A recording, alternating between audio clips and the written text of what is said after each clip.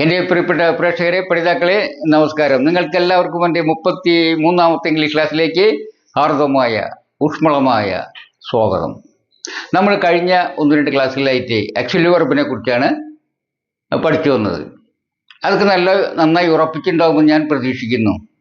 അങ്ങനെയാണെങ്കിൽ നമ്മൾ കാലങ്ങളെക്കുറിച്ച് പഠിക്കാനായിട്ടുള്ള minimum EQ എന്ന് വെച്ചാൽ എഡ്യൂക്കേഷൻ ക്വാളിഫിക്കേഷൻ നേടി എന്ന് പറയാം. അങ്ങനെയാണെങ്കിൽ നമുക്ക് കാലങ്ങളെക്കുറിച്ച് പഠിക്കാം. കാലങ്ങൾ വളരെ പ്രധാനപ്പെട്ട ഒരു ഭാഗമാണ് ഏതൊരു ഭാഷയും പഠിക്കുമ്പോൾ.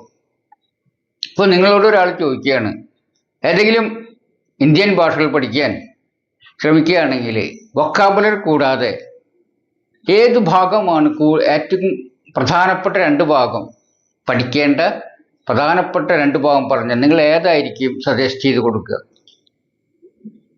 ഇപ്പോൾ ഒരു ന്യൂജൻ കുട്ടികളോടാണ് ഈ ചോദ്യം ഉന്നയിക്കുന്നില്ല. അവർ തിരിച്ചു ചോദിക്കും, മാഷ് എന്തായിരിക്കും പഠിപ്പിക്കുക, എന്തായിരിക്കും നിർദ്ദേശിക്കുക, എന്തായിരിക്കും? എനിക്ക് ഈ ചോദ്യം എന്നോടാണെങ്കിൽ ഞാൻ പറയും ഇങ്ങനെയായിരിക്കും.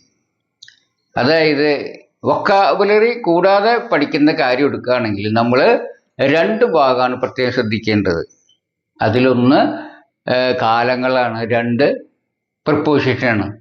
ഇത് രണ്ടും പഠിച്ചാൽ നമുക്ക് ആ ഭാഷ ഏതൊരു ഇന്ത്യൻ ഭാഷയും നമുക്ക് അനായാസം കൈകാര്യം ചെയ്യാൻ കഴിയും. ഞാൻ ഹിന്ദിയുടെ കാര്യത്തിൽ ഞാനത് ശ്രമിച്ചു നോക്കിയിട്ടുള്ളതാണ്. ഞാൻ ഹിന്ദി പഠിക്കാൻ ഉദ്ദേശിച്ചപ്പോൾ ഞാൻ എല്ലാ പ്രിപ്പോസിഷനുകളും നന്നായി പഠിച്ചു, 12 കാലങ്ങൾ നന്നായി പഠിച്ചു. അതുകൊണ്ട് എനിക്ക് ഹിന്ദി എൻ്റെ കൈപ്പിടിയിൽ അനായാസം ഒതുങ്ങി. പത്രമുള്ളത്. പക്ഷേ ഇംഗ്ലീഷിൻ്റെ കാര്യത്തിലാകുമ്പോൾ കുറച്ചും കൂടി ഈ വാക്കുകളുടെ പൊസിഷനും കൂടി പഠിക്കണം എന്ന് മാത്രം. അപ്പോൾ കാലങ്ങളുടെ പ്രാധാന്യം നിങ്ങൾക്ക് മനസ്സിലായുള്ളൂ. നമുക്ക് കാലങ്ങളൊഴിച്ച് അതുകൊണ്ട് ഗഹനമായിട്ട് ഒന്ന് പഠിക്കാൻ നോക്കാം. അപ്പോൾ കാലങ്ങളൊഴിച്ച് എനിക്ക് പറയാൻ ശ്രമിക്കുമ്പോൾ എൻ്റെ മനസ്സിലേക്ക് ഓടിയെത്തുന്ന 2 അധ്യാപകരുടെ കഥകളാണ്. ഒന്ന് ബാലൻ മാഷ് എന്ന് പറയും, ഒന്ന് ദിൽമൽ ടീച്ചർ. അപ്പോൾ ഇവർ 2 പേരുടെയും കഥകളാണ് എനിക്ക് നിങ്ങളോട് ആദ്യം പറയാനായി തോന്നുന്നത്. അപ്പോൾ ഇവരുടെ കഥകൾ എന്ന് പറയുമ്പോൾ നിങ്ങൾ തെറ്റിദ്ധരിക്കൊന്നും വേണ്ട. ഇവർക്ക് യാതൊരു പരിചയവുമില്ല. ബാലൻ മാഷ് എന്നുള്ളത് തൃശ്ശൂരുള്ള ഒരു അധ്യാപകനാണ്. ദിൽമൽ ടീച്ചർ എന്നുള്ളത് കാസർഗോഡുള്ള ഒരു അധ്യാപികയാണ്. ഈ ബാലൻ മാഷ് മാത്രമേ എനിക്ക് നേരിട്ട് പരിചയമുള്ളൂ. നിർമ്മല ടീച്ചറെ കുറിച്ച് ഞാൻ കേട്ട് പരിചയം മാത്രമേ ഉള്ളൂ. അപ്പോൾ ഇവരുടെ പ്രത്യേകത എന്താ വെച്ചാൽ 2 പേരും ഹിന്ദി അധ്യാപകരായിരുന്നു എന്നുള്ളതാണ്. അപ്പോൾ ഈ ബാലൻ മാഷെ സംബന്ധിച്ച് പറയുകയാണെങ്കിൽ, ബാലൻ 10-15 വർഷം മുമ്പ് എൻ്റെ മകള് പഠിച്ചിരുന്ന സ്കൂൾ അധ്യാപകരായിരുന്നു ബാലൻ മാഷ്. അപ്പോൾ നമ്മുടെ ഈ സെക്കൻഡ് ടൈമിലെ പരീക്ഷ SLCയുടെ ഈ ഹിന്ദി ആൻസർ ഷീറ്റ് കിട്ടിയപ്പോൾ ഞാൻ മകളുടെ ഷീറ്റ് ഒന്ന് പരിശോധിച്ചപ്പോൾ കാലങ്ങളെക്കുറിച്ചുള്ള ഭാഗങ്ങളിൽ വളരെ തെറ്റ് വരുത്തിയിരിക്കുന്നു. വാചകങ്ങളിൽ ടെൻസ് അത്ര പിടിയില്ല എന്ന് മനസ്സിലായി. അപ്പോൾ ഞാൻ മകളോട് ചോദിച്ചു, ടെൻസ് എങ്ങനെ കിട്ടാതെ? അങ്ങനെ ടെൻസ് അത്ര കാര്യമായിട്ടൊന്നും ക്ലാസ്സിൽ പഠിപ്പിക്കാറില്ല. അപ്പോൾ ഞാൻ സ്കൂളിൽ ചെന്നപ്പോൾ മാഷെ കണ്ടു. മാഷോട് പറഞ്ഞു, എൻ്റെ മോൾക്ക് ഈ ടെൻസ് വളരെ വീക്കാണല്ലോ, അപ്പോൾ അതൊന്നും ശ്രദ്ധിക്കണല്ലോ മാഷെ എന്ന് പറഞ്ഞപ്പോൾ തിരിച്ച് എന്നെ അങ്ങനെ അദ്ദേഹം പറഞ്ഞു, മാഷൊരു കാര്യം ചെയ്യ്, അത് ശ്രദ്ധിക്കേണ്ട, അതിൽ അത്ര കാര്യമൊക്കെ ഉണ്ടാവും. കാരണം ഗ്രാമർ ഈ ടെൻസ് ഒന്നും പരീക്ഷയ്ക്ക് വരില്ല, അത് 1/2 മാർക്കിന് വരുള്ളൂ, അതൊന്നും ശ്രദ്ധിക്കേണ്ടെന്ന് പറഞ്ഞു. ഇത് ബാലൻ മാഷൻ നല്ലൊരു മാഷാണ്, കുട്ടികൾക്ക് പ്രിയങ്കരനാണ്, തമാശ നന്നായി പറയുന്നതാണ്, അടിക്കുകയൊന്നും ചെയ്യില്ല, കുട്ടികൾക്ക് വലിയ ഇഷ്ടമാണ്. പക്ഷെ ആളുടെ ഇതായിരുന്നു. അപ്പോൾ ഞാൻ മനസ്സിലാക്കുന്നത് ഈ ബാലൻ മാഷ രീതിയിലുള്ളതാണ് ഭൂരിഭാഗം അധ്യാപകരും അതുപോലെ തന്നെ മാതാപിതാക്കൾ എന്നാണ് എനിക്ക് തോന്നിയിട്ടുള്ളത്. കാരണം ആരും ഞാനെല്ലാവരും കംപ്ലൈൻറ്റ് പറഞ്ഞില്ല. ഇനി നോക്കുക, എന്താണ് നിർമ്മൽ ടീച്ചറെ പ്രത്യേകത എന്ന് വെച്ചാൽ, ഞാൻ കാസർഗോഡ് വർക്ക് ചെയ്യുമ്പോഴാണ് ഇതേ സമയത്ത് ഈ നിർമ്മൽ ടീച്ചറെ കുറിച്ച് കേൾക്കാനായത്. അപ്പോൾ ഞാൻ ജോലി മാറ്റം കിട്ടി കാസർഗോഡ് എത്തിയപ്പോൾ ഒരു സ്വന്തമായിട്ട് ഒരു ഈ ക്വാർട്ടേഴ്സൊക്കെ വാടകയ്ക്ക് എടുത്ത് സ്വയം ഭക്ഷണം വെച്ച് കഴിക്കുമായിരുന്നു. അപ്പോൾ ഞങ്ങൾ പലചരക്ക് വാങ്ങിക്കാൻ ഒരു കടയിൽ പോവാറുണ്ട്. കുറച്ച് നേരമൊക്കെ കടക്കാനൊക്കെ വർത്താനൊക്കെ പറഞ്ഞിരിക്കും. വേറെ അവിടെ പണിയില്ല, അത്യാവശ്യം നേരമുണ്ട്. അപ്പോൾ ഞാൻ ഒരിക്കൽ സാധനങ്ങൾ മേടിക്കാൻ ചെന്ന സമയത്ത് അവിടെ കുറേ ഹിന്ദിക്കാരുണ്ടായിരുന്നു. ഈ ഹിന്ദിക്കാരോട് വളരെ വാചാലനായി ഹിന്ദിക്കാരെ പോലെ തന്നെ ഈ കടക്കാരൻ സംസാരിക്കുന്നത് ഞാനാകെ ഞെട്ടിപ്പോയി. അപ്പോൾ കടക്കാരനോട് ചോദിച്ചു, ഞാനിങ്ങനെ നോർത്ത് ഇന്ത്യയിലൊക്കെ ആയിരിക്കുമല്ലേ മുൻപ്? അങ്ങനെ ചോദിച്ചപ്പോൾ കടക്കാരൻ പറഞ്ഞു, ചെല്ലല്ല, ഞാൻ കേരളം വിട്ട് ദുബായിലേക്കല്ല വേറെ സ്ഥലത്തും പോയിട്ടില്ല. അപ്പോൾ ഇങ്ങനെ ഹിന്ദി എന്നാലും സംസാരിക്കാൻ ചോദിച്ചപ്പോൾ ആൾ പറഞ്ഞു, ഞങ്ങളുടെ സ്കൂളിൽ നിർമ്മല ടീച്ചർ ഉണ്ടായിരുന്നു, ആൾക്ക് നിർബന്ധമായിരുന്നു എല്ലാ കുട്ടികളും സംസാരിക്കണമെന്ന്. അപ്പോൾ ഞങ്ങളുടെ ക്ലാസ്സിൽ എല്ലാവരും ഹിന്ദിയിൽ പോലെ സംസാരിക്കാൻ പഠിപ്പിച്ചാണ് ടീച്ചറെ ഞങ്ങൾ വിട്ടത്. അന്നൊക്കെ ടീച്ചറോട് ദേഷ്യം തോന്നിയെങ്കിലും ജീവിതത്തിലെ ഏറ്റവും അധികം അത് പ്രയോജനപ്പെട്ടു. ഞാൻ ഗൾഫിലേക്ക് പോയപ്പോൾ നന്നായിട്ട് എനിക്ക് അവിടെ ജോലി ചെയ്യാൻ സഹായിച്ചത് ഈ ഹിന്ദിയിലുള്ള പരിജ്ഞാനം കൊണ്ടായിരുന്നു. അപ്പോൾ ജീവിതത്തിൽ വിജയിക്കാൻ തക്ക തരത്തിലാണ് നിർമ്മൽ ടീച്ചർ പഠിപ്പിച്ചു വിട്ടത്. നിങ്ങളോട് ചോദിക്കുകയാണ്, ഏതാണ് നല്ലത്, നിർമ്മൽ ടീച്ചറാണോ അതെ ബാലൻ മാഷാണോ എന്നാണ് എനിക്ക് ചോദിക്കാനുള്ളത്. ബാലൻ മാഷ് ശരിയാണോ പറഞ്ഞത് എന്നുള്ളത്, അതായത് ടെൻസ് അത് നമുക്ക് കാര്യമായിട്ട് പഠിക്കേണ്ടതില്ല, അത് പരീക്ഷയ്ക്ക് വരാത്താണ്. യോജിക്കുന്നുണ്ടോ നിങ്ങൾ എന്നാണ് നിങ്ങളോടൊരു ചോദ്യം. എന്താണെന്ന് വെച്ചാൽ കഴിഞ്ഞ ദിവസം കൂടി എൻ്റെ ഒരു സുഹൃത്ത് ഇക്കാര്യത്തിൽ തർക്കമുണ്ടായി. അപ്പോൾ ഗ്രാമറൊന്നും പഠിക്കണ്ട, നമുക്കധികം ഈ ടെൻഷൻ വിട്ടൊന്നും ബോർഡ്സ് കൊടുക്കണ്ട എന്ന് എൻ്റെ സുഹൃത്തുമായിട്ടൊരു തർക്കമുണ്ടായി. ആളും ഇവരെയൊക്കെ കയ്യിലൊരു ചക്രായുധമുണ്ട്. എന്താണെന്നറിയോ, നമ്മുടെ കുട്ടികൾ ഒക്കെ മലയാളം പഠിച്ചത് ഗ്രാമർ പഠിച്ചിട്ടാണെന്നൊരു ചോദ്യമാണ് ഇവർ ചോദിക്കുക. അതിൽ എതിരാളി നിലംപരസ്യവും. പക്ഷെ അത് യാഥാർത്ഥ്യമാണോ? എനിക്കൊരു പേരക്കുട്ടിയുണ്ട്, ഞാനൊരു അച്ചാച്ചനാണ് കേട്ടോ. അപ്പോൾ ഈ പേരക്കുട്ടിക്കൊരു 4 വയസ്സായിട്ടുണ്ട്. അപ്പോൾ ഞാൻ അവൻ്റെ സംഭാഷണം നല്ലോണം ശ്രദ്ധിക്കാൻ തുടങ്ങി, തെറ്റുണ്ടോ എന്നുള്ളത്. അപ്പോൾ ഞാനത് ശ്രദ്ധിച്ചപ്പോൾ അവൻ പറഞ്ഞ കുറച്ച് തെറ്റുകൾ ഞാൻ എഴുതിയെടുത്തു. ആ വാചകങ്ങൾ ഇതുപോലെയൊന്നുമില്ല, ആളല്പം ഈ വാചകങ്ങൾ പോലെയൊന്നുമില്ല പറയാം, കൊഞ്ചിക്കുഴഞ്ഞൊക്കെ പറയും. അതങ്ങനെ എഴുതാൻ പറ്റില്ലല്ലോ. അപ്പോൾ അതുപോലെ ഞാൻ വാചകത്തിലാക്കി എഴുതിയിട്ടുണ്ട്. എങ്ങനെയാണ് എഴുതിയിട്ടുള്ളത്? അപ്പോൾ ഇതിൽ നിങ്ങൾ വായിച്ചു നോക്കുക. നിങ്ങൾക്ക് എന്തെങ്കിലും അരോചകത്തെയോ അല്ലെങ്കിൽ ശരിയില്ലായ്മ തോന്നുന്നുണ്ടോ എന്നുള്ളത് നോക്കിയേ. ഇന്നലെ ഞങ്ങൾ അമ്പലത്തിൽ നിന്ന് ഉണ്ണും, ഇന്ന് ഞാൻ വീട്ടിൽ നിന്ന് ഉണ്ണുന്നു, ഞങ്ങൾ മറ്റന്നാളും അമ്പലത്തിൽ നിന്ന് ഉണ്ടു. ഇങ്ങനെ അവൻ എന്നോട് പറഞ്ഞ കാര്യങ്ങളാണ് ഞാൻ എഴുതിയിട്ടുള്ളത്. അപ്പോൾ അവനിങ്ങനെ വരാൻ പോണ കാലം അല്ലെങ്കിൽ കഴിഞ്ഞ കാലം വർത്തമാനകാലം ഒന്നും അറിയില്ല. ആ വാക്കുകൾ വ്യത്യാസം ദിവസങ്ങളെ കുറിച്ചിട്ടുള്ള അത്ര ക്ലിയർ ആയിട്ടില്ല, ടൈമിനെ കുറിച്ചുള്ള ആ ധാരണ ക്ലിയർ ആയിട്ടില്ല, ക്ലിയർ ആയിക്കൊണ്ടിരിക്കുന്നേ ഉള്ളൂ. അതുകൊണ്ടാണ് തെറ്റ് പറഞ്ഞ് എനിക്ക് മനസ്സിലായി. തിരുത്താനൊന്നും പോയില്ല. ക്രമേണ നമ്മൾ ശരി പറയുമ്പോൾ അതിലേക്ക് വന്നുകൊള്ളും. എന്തായാലും ഞാൻ തിരുത്താനൊന്നും പോയില്ല. നിങ്ങൾക്കിത് തിരുത്തണമെന്ന് തോന്നുന്നുണ്ടോ എന്നാണ് എൻ്റെ ചോദ്യം. ഗ്രാമറൊന്നും നമ്മൾ ഗവനിക്കേണ്ടതില്ലെങ്കിൽ, അത് നെവർ മൈൻഡായിട്ട് വിടേണ്ടതാണെങ്കിൽ നിങ്ങൾക്കിതിൽ എന്തെങ്കിലും തിരുത്തൽ ആവശ്യമാണെന്ന് തോന്നുന്നുണ്ടോ എന്നാണ് എനിക്ക് ചോദിക്കാനുള്ളത്. ഞങ്ങൾ മറ്റന്നാളും അമ്പലത്തിൽ നിന്ന് ഉണ്ടോ എന്ന് പറഞ്ഞത് ശരിയാണോ? ആണോ? കാരണം എന്താണ്? മറ്റന്നാളെന്ന് വരാൻ പോണതാണ്. അപ്പോൾ അത് നമ്മൾ ഉണ്ടോ എന്ന് പ്രയോഗിക്കുന്നത് ശരിയാണോ? അങ്ങനെ പറച്ച് നമ്മൾ അവനെ തിരുത്തി കൊടുക്കണോ എന്നുള്ളതാണ് എൻ്റെ ഒരു ചോദ്യം. നമുക്ക് തോന്നും അല്ലേ, അത് തിരുത്തി കൊടുക്കണം എന്നാണ് എനിക്ക് തോന്നിയിട്ടുള്ളത്. കാരണം എന്താണെന്ന് വെച്ചാൽ അത് എന്നാലാണ് നമുക്ക് ഒരു കൃത്യമായ അർത്ഥമാവുള്ള വാചകത്തിന്, അല്ലേ? ആർക്കെങ്കിലും ഭാവിയിൽ ഒരു കാര്യം ചെയ്യാൻ പറ്റുമോ? ചെയ്യുന്നതായി സങ്കല്പിക്കാം, സ്വപ്നം കാണാം. പക്ഷെ ചെയ്തു തീർക്കാനാകുമോ? ഇപ്പോൾ ഭാവിയിലത്തെ ഒരു കാര്യം ചെയ്തു തീർക്കാൻ പറ്റുമോ? നമുക്കില്ല. അപ്പോൾ ഉണ്ടു എന്ന് പറഞ്ഞതെന്ന് വെച്ചാൽ ആ ഉണ്ണുന്ന പ്രവൃത്തി ചെയ്തു തീർത്തു, അങ്ങനെ പറ്റുമോ? നമുക്കില്ലേ. ഭാവിയിൽ നമുക്ക് കംപ്ലീറ്റ് ഒരു നമ്മുടെ മനസ്സിൽ സങ്കല്പം വരണം. മനസ്സുകൊണ്ട് മാത്രമാണ് നമുക്ക് ഭാവിയിലെ കാര്യങ്ങൾ ജസ്റ്റ് ഭാവനയിൽ കാണാനൊന്നും പറ്റില്ല. അപ്പം അത് തെറ്റാണെന്ന് അല്ലേ ഉറപ്പല്ലേ? അതേപോലെ ഇന്ന് ഞാൻ വീട്ടിൽ നിന്ന് ഉണ്ണുന്നു എന്ന് അവൻ പറയുമ്പോൾ അതിൽ തെറ്റുണ്ടോ? ഇല്ല, അത് ശരിയാണ്, തിരുത്തൊന്നുമില്ല തോന്നുന്നുണ്ട്. പക്ഷെ ഇതിലോ ഇന്നലെ ഞങ്ങൾ അമ്പലത്തിൽ നിന്ന് ഉണ്ണും, അത് ഇന്നലെ കഴിഞ്ഞതാണ്. നമുക്ക് ഈ കഴിഞ്ഞ കാലത്തിലേക്ക് തിരിച്ച് ഒരു മടങ്ങിപ്പോക്ക് അല്ല പോവാ ചെയ്യാൻ പറ്റുമോ? അങ്ങനെ ഒന്നും ചെയ്യാൻ പോകുന്നതാണ്. ഇന്നലേക്ക് പോകാനേ പറ്റില്ലേ? കഴിഞ്ഞ കാലത്തിലേക്ക് നമുക്ക് തിരിച്ചു പോക്കുക യാത്രയാണ് സാധ്യമാണോ? ഐൻസ്റ്റീനൊക്കെ പറയേണ്ടത് പ്രകാശവേഗത്തിൽ പോകുന്ന ഒരു വണ്ടി കണ്ടുപിടിച്ചാൽ നമുക്ക് ഇന്നലകളിലേക്ക് പോകാന്നൊക്കെ പറയുന്നുണ്ട്. അങ്ങനെ ഒരു വണ്ടി കണ്ടുപിടിക്കുന്നത് തൽക്കാലം സാധ്യവുമല്ല.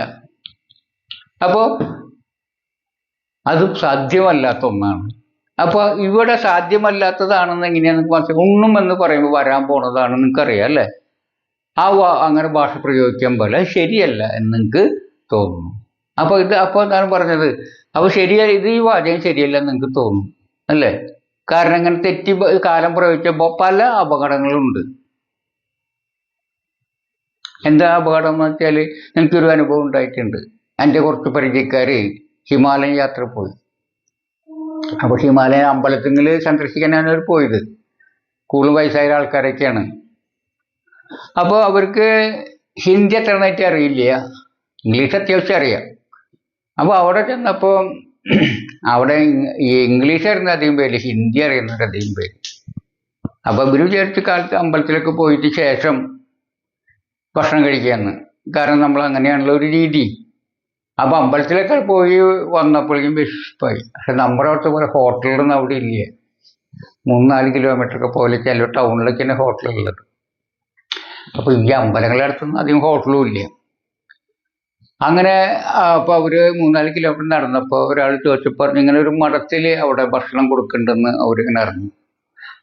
അപ്പോൾ ആ ഭക്ഷണം കഴിക്കാനായിട്ട് ഈ ഒരു മഠത്തിൽ ചെന്ന് ആൾ കണ്ടപ്പോൾ അവർ ഹിന്ദിയിൽ ഊണ് കഴിക്കുക, അവർ മനസ്സിലായി ഊണ് കഴിക്കാനാവുന്ന തരത്തിൽ അവർ ചോദിച്ചു. ഊണ് കഴിക്കാം എന്ന് ഹിന്ദിയിൽ ചോദിച്ചു.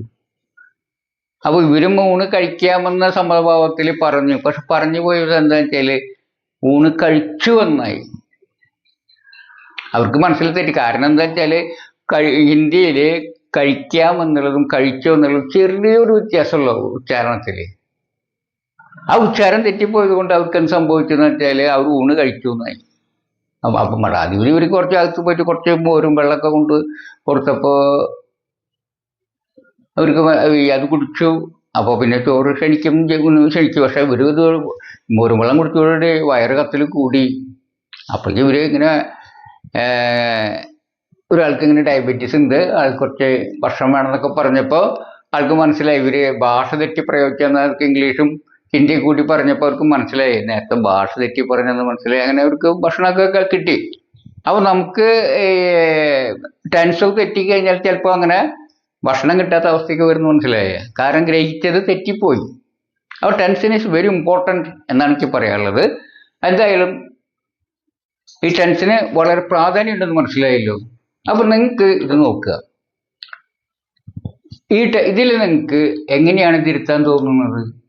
ഇതിൽ തിരുത്താൻ തോന്നുന്നില്ല അല്ലേ? അതേ സമയത്ത് ഉണ്ടോ എന്നുള്ളത് നിങ്ങൾക്ക് തിരുത്താൻ തോന്നുന്നു. എന്തായിട്ട് തിരുത്താൻ തോന്നുക? ഉണ്ണും എന്നായിട്ട് തിരുത്താൻ തോന്നും. ഇവിടെ ഉണ്ണും എന്നുള്ളത് എന്തായിട്ട് തിരുത്താൻ തോന്നുന്നു? നമുക്ക് ഉണ്ടു എന്നും തിരുത്താൻ തോന്നുന്നില്ലേ? അപ്പോൾ ശരിയായി നിങ്ങൾക്ക് ഒരു ധാരണ വരില്ലേ? അങ്ങനെ വരുന്നുണ്ടെങ്കിൽ നിങ്ങൾക്ക് ടെൻഷനെ കുറിച്ച് നല്ല ധാരണയുണ്ട് എന്നർത്ഥം. നമുക്കിത് ഇതിൽ പെട്ടെന്ന് പഠിക്കാം. അപ്പോൾ എങ്ങനെയാണ് തിരുത്തേണ്ടത്? നമ്മൾ ഈ ഉണ്ണും എന്നുള്ളത് വെട്ടിയിട്ട് എന്തെന്ന് വെക്കുക? ഉണ്ടു എന്നാക്കുക അല്ലേ? അപ്പോൾ ഇത് ശരിയായി അല്ലേ? ഇവിടെയാണെങ്കിലോ നമ്മൾ ഇത് വെട്ടിയിട്ട് എന്താക്കുക? ഉണ്ണും എന്നാക്കുക അല്ലേ? അങ്ങനെയാണെങ്കിൽ ശരിയായി നിങ്ങൾക്ക് തോന്നുന്നുണ്ടല്ലോ. അങ്ങനെയാണെങ്കിൽ എന്താണ് ഇതിൻ്റെ അർത്ഥം? എന്താണ്? നിങ്ങൾക്ക് ഈ ടെൻസ് 3 കൃത്യമായിട്ട് ധാരണയുണ്ടെന്നാണ്. ഇതിനെ പറയും നമ്മൾ, അതായത് ഉണ്ണുന്നു, ഉണ്ടു, ഉണ്ണും. ഇതാണ് ഏറ്റവും സിമ്പിളായിട്ടുള്ള 3 കാലങ്ങൾ. അത് വർത്തമാനകാലം, ഭൂതകാലം, ഭാവി കാലം. ഏറ്റവും സിമ്പിൾ. ഈ ഞാനൊക്കെ പറഞ്ഞിരുന്നു ഏറ്റവും പ്രധാനമായിട്ട് 3 കാലങ്ങളുള്ളത് ഏതാണ്? വർത്തമാനകാലം, ഭൂതകാലം, ഭാവി കാലം. ഈ ഭൂതകാലം എന്ന് പറയുന്നത് കഴിഞ്ഞു പോയതാണ്. ഭാവി കാലം എന്നത് വരാൻ പോണതാണ്. വർത്തമാനകാലം നിലവിലുള്ളതാണ്. ഇതാണ് നിങ്ങൾ പറഞ്ഞു തന്നിട്ടുള്ളത്. ഈ 3 കാലങ്ങളെ തന്നെ വീണ്ടും ഓരോന്നിനെയും 4ആയി വായിച്ചിട്ടുണ്ട്. അപ്പോൾ ആകെ എത്ര കാലം വരും? 12 കാലം വരും. ആ 12 കാലത്തിൽ ഏറ്റവും പ്രധാനപ്പെട്ടതും ഏറ്റവും സിമ്പിളായിട്ടുള്ള 3 കാലമാണ് എന്ത്? സിമ്പിൾ പ്രസന്റ് ടെൻസ് എന്ന് വെച്ചാൽ സാമാന്യ വർത്തമാനകാലത്ത് നിന്ന് മലയാളത്തിൽ പറയും. മറ്റൊന്ന് സാമാന്യ ഭൂതകാലം എന്ന് പറയും. അതായത് കഴിഞ്ഞു പോയ ഒരു സംഭവത്തെ വിവരിക്കുന്ന കാലം. അതിന് ഇംഗ്ലീഷിൽ സിമ്പിൾ പാസ്റ്റ് ടെൻസ് എന്ന് പറയും. പിന്നെ വരാൻ പോണതാണെങ്കിൽ സാമാന്യ ഭാവി കാലം അഥവാ സിമ്പിൾ ഫ്യൂച്ചർ ടെൻസ് എന്ന് പറയും. അത് 3ആണ് ഈ കാണുന്നത്. മനസ്സിലായോ? അപ്പോൾ ഇത് എന്താണ്? ഭൂതകാലം. ഇത് സാമാന്യ ഭൂതകാലമാണ്. എന്താണ്? സാമാന്യ ഭൂതകാലം. ഇതിനെ ഇംഗ്ലീഷിൽ പറയാ. ഇത് സിമ്പിൾ പാസ്റ്റ് ടെൻസ്, അത് സാമാന്യ ഭൂതകാലം. ഇത് സിമ്പിൾ പ്രസന്റ് ടെൻസ്, സാമാന്യ വർത്തമാനകാലം. അടുത്തത് സിമ്പിൾ ഫ്യൂച്ചർ ടെൻസ്, സാമാന്യ ഭാവി കാലം. അങ്ങനെ 3 കാലങ്ങളാണ് ഉള്ളത്. അതിൽ നമുക്ക് സിമ്പിൾ പ്രസന്റ് ടെൻസിനെ കുറിച്ച് പഠിച്ചു തുടങ്ങാം. താരതമ്യേന ഇവയിൽ 3ലും പറ്റിയ സിമ്പിൾ പ്രസന്റ് ടെൻസ് ആണ് അല്പം കട്ടിയുള്ളത്, ഇത്തിരി പഠിക്കാൻ ഇത്തിരി ബുദ്ധിമുട്ടുള്ളത്. കാരണം എന്താ വെച്ചാൽ അത് എക്സ്പ്ലെയിൻ ചെയ്യാനായിട്ട് ഒരു അല്പം ബുദ്ധിമുട്ടുള്ളതാണ്. ചില കാര്യങ്ങൾ അങ്ങനെയുള്ളത് ചില കാര്യങ്ങൾ നമുക്ക് എല്ലാവർക്കും അറിയാം, പക്ഷെ എക്സ്പ്ലെയിൻ ചെയ്യാനായിട്ട് ഭയങ്കര ബുദ്ധിമുട്ടാണ് ചില കാര്യങ്ങൾ. ഫോർ എക്സാമ്പിൾ പറയുകയാണെങ്കിൽ നിങ്ങൾക്കെല്ലാം അറിയാവുന്ന കാര്യമാണ് പച്ച നിറം, നീല നിറം എന്നൊക്കെ പറഞ്ഞത് അല്ലേ, അല്ലെങ്കിൽ കറുപ്പ് നിറം എന്നൊക്കെ പറഞ്ഞാൽ നിങ്ങൾക്ക് എല്ലാവർക്കും അറിയാവുന്നതാണ്. നിങ്ങളോട് പറയണേ ഞാൻ, നിറം എന്നുള്ളത് 2 3 വരിയിൽ ഒന്ന് വ്യക്തമാക്കി തരിക, അതായത് ഒന്ന് നിർവഹിച്ച് തരിക എന്ന് പറഞ്ഞാൽ നിങ്ങളൊന്ന് ശ്രമിച്ചു നോക്കിയാൽ അത് പറ്റുമെന്ന്. നിറം എന്ന് ചോദിച്ചാൽ കളർ എന്ന് പറയാനല്ല ഉദ്ദേശിച്ചിട്ടാ. നിറം എന്താണെന്ന് മലയാളത്തിൽ 2 3 വരികൾ ഒരു സംക്ഷിപ്തമായിട്ട് അത് വായിച്ചാൽ നിറം എന്താണെന്ന് മനസ്സിലാക്കണം. അങ്ങനെ പറയാൻ പറ്റുമോ എന്ന് നോക്കിയാൽ അപ്പം അറിയാം നിങ്ങൾക്ക് നിറം എന്നുള്ളത് നമുക്കറിയാമെങ്കിൽ അത് പറയാൻ അല്പം ബുദ്ധിമുട്ട്, അല്ലെങ്കിൽ പറഞ്ഞ് പഠിപ്പിക്കാൻ ഒരു ബുദ്ധിമുട്ടുണ്ടെന്ന്. എന്ന പോലെ നമുക്ക് എല്ലാവർക്കും അറിയാം എന്ത് സിമ്പിൾ പ്രസന്റ് ടെൻസ് എന്താണെന്ന്, അത് സാമാന്യ വർത്തമാനം എന്താണെന്ന്. എന്താണെന്ന് പറഞ്ഞ് ഫലിപ്പിക്കുക എന്ന് പറഞ്ഞാൽ ഒരു അല്പം ബുദ്ധിമുട്ടുണ്ട്. ചില ഉദാഹരണങ്ങൾ പറയുന്നതിൽ നിന്ന് നമുക്ക് മനസ്സിലാക്കിയെടുക്കാൻ മാത്രമേ അത് കഴിയുള്ളൂ. അതിനാൽ നമുക്ക് അതൊന്ന് നോക്കാം നമുക്ക് എങ്ങനെയാണെന്ന്. അപ്പോൾ ഇതിൽ കുറച്ച് ഉദാഹരണങ്ങൾ പറയുകയാണെങ്കിൽ ഉണ്ണുന്നു, ഉറങ്ങുന്നു, തിന്നുന്നു, എഴുന്നേൽക്കുന്നു, കളിക്കുന്നു, ചിരിക്കുന്നു, അങ്ങനെയുള്ളതാണ്. ഇത് ഏറ്റവും ഉപയോഗമുള്ളതാണ് കേട്ടോ, ഏറ്റവും പ്രയോഗമുള്ളതുമാണ്. ഇപ്പോൾ ശാസ്ത്ര സംബന്ധമായ കാര്യങ്ങളൊക്കെ എക്സ്പ്രസ് ചെയ്യുന്നത്, അത് പ്രതിപാദിക്കുന്നത് ഈ ടെൻസിലാണ്. ഏതിൽ? സിമ്പിൾ പ്രസന്റ് ടെൻസിൽ ആണ്. അപ്പോൾ ഇതിന് നിങ്ങൾ ഇംഗ്ലീഷ് ഡിക്ഷണറി ഗ്രാമർ പുസ്തകങ്ങളൊക്കെ പരിശോധിക്കുകയാണെങ്കിൽ നിങ്ങൾക്ക് കാണാൻ കഴിയുക എന്താണെന്ന് വെച്ചാൽ ഈ സാമാന്യ വർത്തമാനത്തിൻ്റെ ഡെഫിനിഷൻ എങ്ങനെയായിരിക്കും? ഒരു ഹാബിച്വൽ ആക്ഷനെ കുറിക്കുന്നത്, അല്ലെങ്കിൽ പെർപിച്വൽ അല്ലെങ്കിൽ പെർമനന്റ് ട്രൂത്തിനെ കുറിച്ച്, അല്ലെങ്കിൽ യൂണിവേഴ്സൽ ഫാക്ട് ഓർ ട്രൂത്തിനെ കുറിച്ച് പറയുന്നത് എന്നൊക്കെ ആയിരിക്കും അതിൽ. അല്ലെങ്കിൽ അതിൽ ശാസ്ത്ര സത്യങ്ങൾ കുറിച്ച് കാണിക്കുന്നത് എന്നൊക്കെ അവരും കാണിക്കുക. അത് ഹാബിച്വൽ ആക്ഷൻ എന്ന് പറഞ്ഞാൽ എന്താണ്? ശീലങ്ങളെ കുറിക്കുന്നത്, അല്ലെങ്കിൽ ശ്വാസ സത്യങ്ങൾ, അല്ലെങ്കിൽ പ്രാപഞ്ചിക സത്യങ്ങൾ എന്ന് പറഞ്ഞാൽ എന്താണ്? യൂണിവേഴ്സൽ ട്രൂത്ത് എന്താണത്? അങ്ങനെ അതുപോലെ അങ്ങനെ പറഞ്ഞ് സാമാന്യമായിട്ട് ഉള്ള കാര്യങ്ങൾ അതൊക്കെ പ്രതിപാദിക്കാനാണ് ഏത് ഈ സിമ്പിൾ പ്രസൻസ് അഥവാ സാമാന്യ വർത്തമാനകാലം ഉപയോഗിക്കുന്നത്. അങ്ങനെ പറഞ്ഞ് നിങ്ങൾക്ക് വ്യക്തമായോ? വ്യക്തമായിട്ടില്ലെങ്കിൽ ഞാനൊന്ന് വിശദീകരിച്ച് തരാം. അപ്പോൾ കുറച്ച് ഉദാഹരണങ്ങളൊക്കെ പറയാം. ഒന്നാമത് പറയാം ഹാബിച്വൽ ആക്ഷൻ, അഥവാ അല്ലെങ്കിൽ നമ്മുടെ ശീലമാക്കിയിട്ടുള്ള ശീലങ്ങളായിട്ടുള്ള പ്രവൃത്തികളെ അല്ലെങ്കിൽ സംഭവങ്ങളെ വിശദീകരിക്കാനാണ് ഈ കാലത്തിലുള്ള ടെൻസുകൾ ഉപയോഗിക്കുന്നത് എന്ന് പറഞ്ഞപ്പോൾ വ്യക്തമായോ? എന്താ ശീലങ്ങൾ എന്ന് പറഞ്ഞാൽ? ശീലം എന്ന് പറഞ്ഞാൽ നമ്മൾ ഞാൻ ഒരു പ്രാവശ്യം ചെയ്യുന്നതിനെ ശീലങ്ങൾ എന്ന് പറയൂ, ഒന്നോ രണ്ടോ പ്രാവശ്യം പറയുന്നതിനെ ശീലം എന്ന് പറയൂ. ഇപ്പൊ നമ്മൾ നോക്കുക, എൻ്റെ ഒരു ഫ്രണ്ട് ഗൾഫിലാണ് ജോലി ചെയ്യുന്നത്, ക്രിസ്ത്യനാണ്. അവൻ ഈ വർഷത്തിൽ ലീവിന് വരും. ക്രിസ്മസിന് അടുത്ത് ലീവിന് വരിക, ക്രിസ്മസ് കഴിഞ്ഞിട്ടാണ് പോവാറ്. ആ ക്രിസ്മസ് ദിവസം കൂട്ടുകാരും ബന്ധുക്കളെയും വിളിച്ച് ഒരു പെഗ് റം കഴിക്കും. റം ഒരു മദ്യമാണെന്ന് നിങ്ങൾക്കറിയാം. അവ കൊല്ലത്തിൽ ഒരു പ്രാവശ്യം കുടിക്കുന്ന എൻ്റെ സുഹൃത്തിനെ നിങ്ങൾ മദ്യപാനി എന്ന് വിളിക്കുക. അവൻ്റെ മദ്യപാനം അവൻ്റെ ശീലമാണ് എന്ന് പറയൂ? ഇല്ലല്ലോ. എന്താണ് ഇപ്പോൾ പറയുക? അപ്പം നമ്മൾ അതായത് ശീലം എന്ന് പറയുമ്പോൾ ആവർത്തിച്ച് ചെയ്യുമ്പോഴാണ് നമ്മൾ ശീലം എന്ന് പറയുക, അല്ലേ? ഞാൻ പേപ്പർ വായിക്കുന്നത് ശീലമാണ്, ഞാൻ പേപ്പർ വായന ശീലമാണ്, അല്ലേ? പല്ല് തേക്കുന്നത് ഒരു ശീലമാണ്, കുളിക്കുന്നത് ഒരു ശീലമാണ്, അല്ലേ? ഇതൊക്കെ ശീലങ്ങളിൽ പെട്ടതാണ്. അത് ആവർത്തിച്ച് ചെയ്യുമ്പോഴാണ് അതിന് ശീലം എന്ന് പറയുക. അപ്പോൾ ആവർത്തിച്ച് വരുന്ന കാര്യങ്ങളെ പ്രതിപാദിക്കാനായിട്ട് നമ്മൾ ഈ ടെൻസ് ഉപയോഗിക്കും എന്നാണ് ഇതിൽ പറയുന്നത്. ഉദാഹരണത്തിന് ഞാൻ കുട്ടിയായിരുന്നപ്പോൾ ഞാൻ പന്ത് കളിക്കുമായിരുന്നു എന്ന് പറഞ്ഞാൽ എന്താണത്? എൻ്റെ ഒരു ശീലമായിരുന്നു.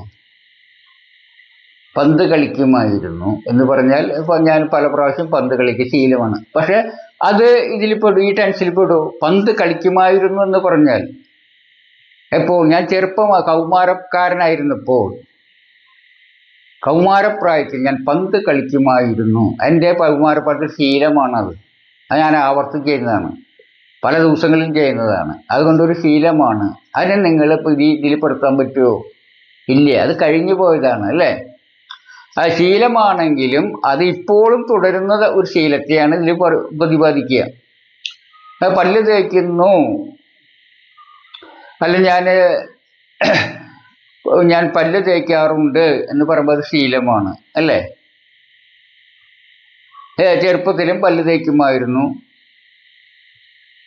അത് പല്ല് തേക്കുന്നു എന്നുള്ള ശീലമാണ്. അതിനെ ഇതിൽ പെടുത്താൻ പറ്റുമോ?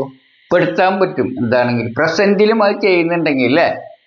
പ്രസന്റിലും മുമ്പല്ല, ഇപ്പോഴും ചെയ്യുന്നുണ്ടെങ്കിൽ, അതായത് പ്രസന്റിലും അത് തുടരുന്ന ഒരു ശീലമാണെങ്കിൽ നമ്മൾ എന്ത് പറയും?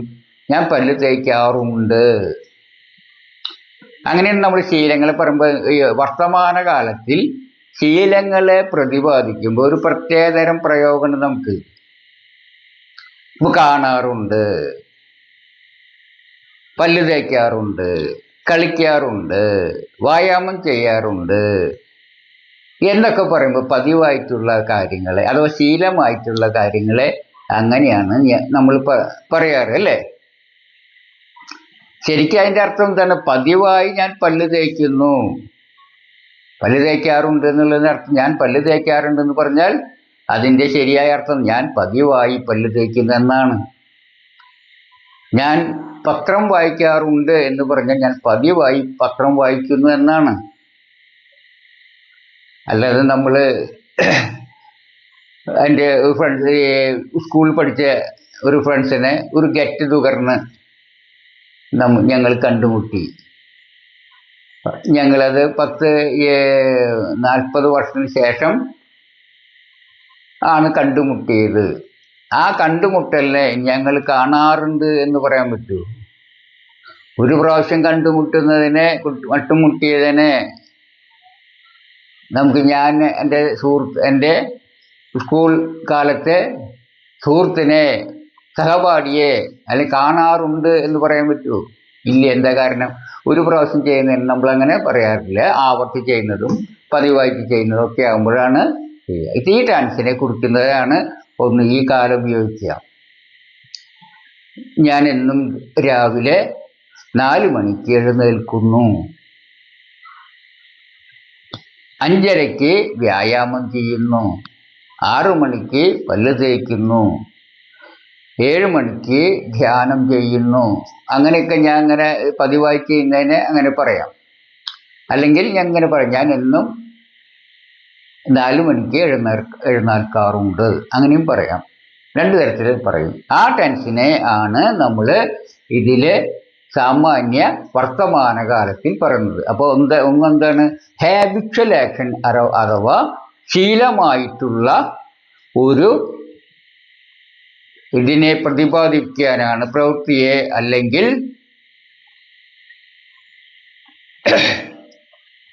സംഭവത്തെ വിശദീകരിക്കാനാണ് ഈ ടെൻസിലെ കാലങ്ങൾ ഉപയോഗിക്കുന്നത്.